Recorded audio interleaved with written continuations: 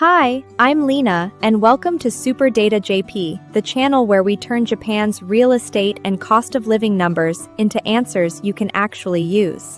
Every video here is built on verified government data, not opinions and not guesses. Whether you're planning to invest, relocate, or just curious what life in Japan really costs, you're in the right place. Let's get into today's numbers. iDeCo, Japan's individual retirement account, doesn't check your passport, it checks whether you're enrolled in Japan's national pension system. That means most foreign residents on a standard work visa already qualify. What almost nobody explains is what happens to that account the day you leave the country.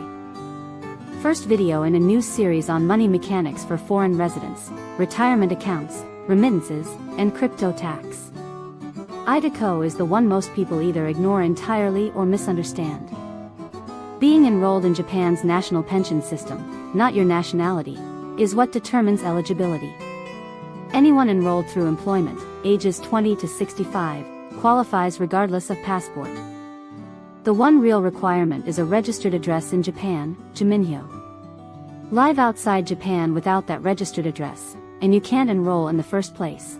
This is a Japan residency program, not a citizenship-based one. How much you can actually contribute each month depends entirely on your employment category, and the gap between categories is larger than most people expect. Self-employed workers get by far the highest ceiling, 68,000 yen a month. Salaried employees, public servants, and dependent spouses each land between 20,000 yen and 23,000 yen, depending on what other pension coverage they already have through their employer. A December 2024 reform quietly raised the ceiling for public servants and employees with a company pension plan from 12,000 yen to 20,000 yen a month, and eliminated the employer certificate that used to be required to enroll. A further reform has been announced, unifying the age limit under 70, and raising ceilings further, toward roughly 62,000 yen for employees and 75,000 yen for the self-employed, but the exact effective date isn't locked down yet. Confirm the current figure before planning around it. The first tax advantage lands immediately. Every yen you contribute is fully deductible from your taxable income, the same year you contribute it. The second advantage compounds quietly for years. Normal investment gains in Japan face a flat 20.315% tax. Inside iDeCo, those gains grow completely tax-free until you withdraw. The third advantage shows up at the end. Withdrawals get their own preferential treatment, either a retirement income deduction for a lump sum, or a pension income deduction if you take it as installments. Concretely, a salaried employee with no company pension, contributing the maximum 23,000 yen a month for 20 years. Total contributed, 5,520,000 yen, about $34,074, every yen of it deducted from taxable income along the way. At a combined income and resident tax rate of 20%, that deduction alone is worth 1,104,000 yen, about $6,815, in tax saved over those 20 years, before any investment return even enters the picture.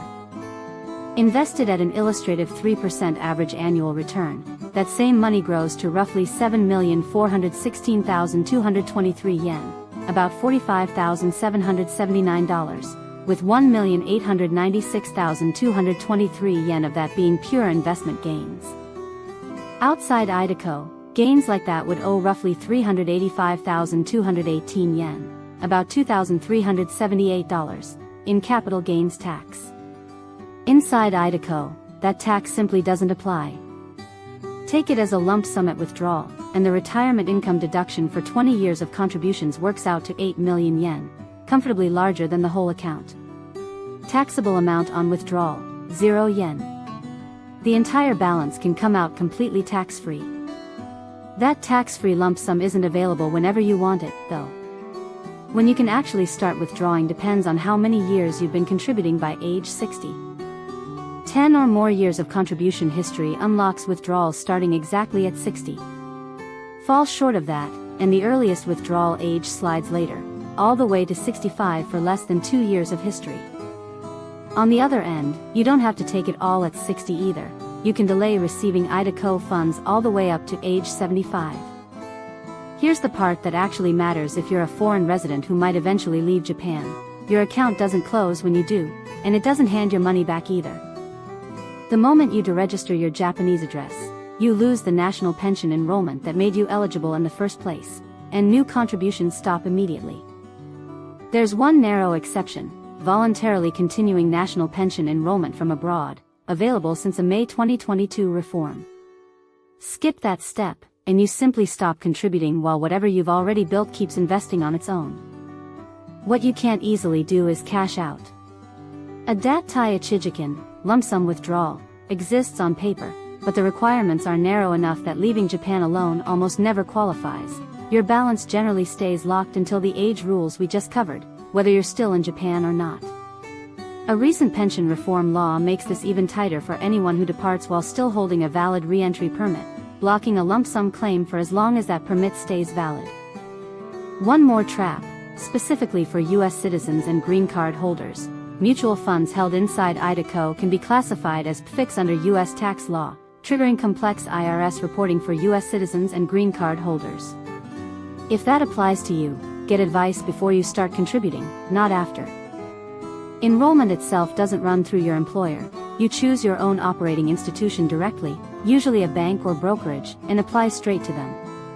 The December 2024 reform removed the old requirement for salaried employees and public servants to get an employer-issued certificate first, which used to be a real bottleneck for people whose HR department had never handled the paperwork before. Running the account isn't free: a one-time 2,829 yen enrollment fee, plus roughly 171 yen a month in unavoidable administrative fees on top of whatever your chosen institution and funds charge, and a small fee every time you actually receive a payment at withdrawal. You pick your own provider, not your employer, and by law each one can offer at most 35 funds, a mix of principal guaranteed products and index funds, so the actual decision of what to invest in is entirely yours to make. This affects any foreign employee or freelancer paying into Japan's pension system, anyone weighing whether a temporary assignment in Japan is long enough to bother enrolling, and especially anyone already contributing who's planning an eventual move back home without having thought through what happens to the account they leave behind. Practical steps: confirm your employment category before assuming a contribution limit. Factor the departure lockup into any decision to enroll if you don't see yourself in Japan long-term. Check the PFIC question early if you're a US citizen. Keep your contribution history documentation in case you need to prove years enrolled later. And revisit the contribution ceilings once the next reform actually takes effect. Next in this series, what sending money home from Japan actually costs, once you look past the advertised exchange rate. iDeCo's eligibility rule is more generous than most foreign residents assume, and the triple tax advantage is real. The catch isn't getting in, it's that the exit only really works on Japan's timeline, not yours. Quick recap: eligibility is residency-based, not nationality-based. Contribution ceilings range from 20,000 yen to 68,000 yen a month depending on category, and in our model case, 1,104,000 yen saved on contributions alone over 20 years. That's what foreign residents actually get, and actually risk, with iDeCo. Subscribe for the rest of this series on money mechanics in Japan. And that's today's breakdown. If you're serious about real estate or moving to Japan, research like this is exactly what separates a smart decision from an expensive mistake. Subscribe so you don't miss the next deep dive, and drop a comment if there's a city or word you want us to cover next. Thanks for watching, and I'll see you in the next one.